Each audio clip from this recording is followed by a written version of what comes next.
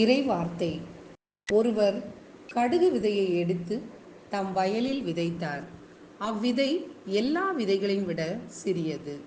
ஆனாலும் அது வளரும்போது மற்றெல்லா செடிகளையும் விட பெரியதாகும். வானத்து பறவைகள் அதன் கிளைகளில் வந்து தங்கும் அளவுக்கு பெரிய மரமாகும்.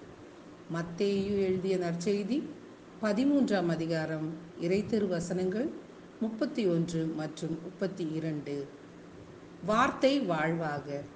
இயேசு உமைகளை கொண்டு பேசினார். இயற்கையை வெகுவாக பயன்படுத்தினார்.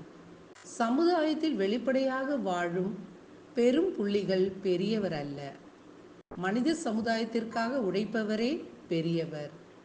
அவர் வசதியால் குறைந்தவராக இருப்பினும் மனதினால் உயர்ந்து நிற்கின்றனர். கடுகு விதையை போன்று உருவத்தில் சிறியதாக இருந்தாலும் மற்றவருக்கு உதவுவதில் ஆலமரத்தை போன்று பரந்த உயரிய சிந்தனைகளை பரப்புவதில் தீவிரமாய் இருப்பவரையே இயேசு கடுகு விதை மரமாகி உதவுவதை குறிப்பிடுகின்றார். செய்தி சிறியதாக இருந்தாலும் நல்லவர்கள் வாழும் ஓர் இறை சமூகமாகும் என்பதே அவர் கூற்று. சுய ஆய்வு. நான் கடுகு விதையை போல் மற்றவருக்கு பயன் தரும் மரமாக மாறுகிறேனா? இறையரசின் உயரிய சிந்தனைகளை உணர்ந்துள்ளேனா? இறைவேண்டல்.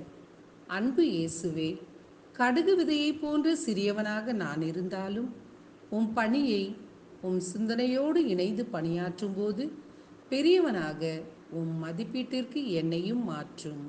ஆமேன்.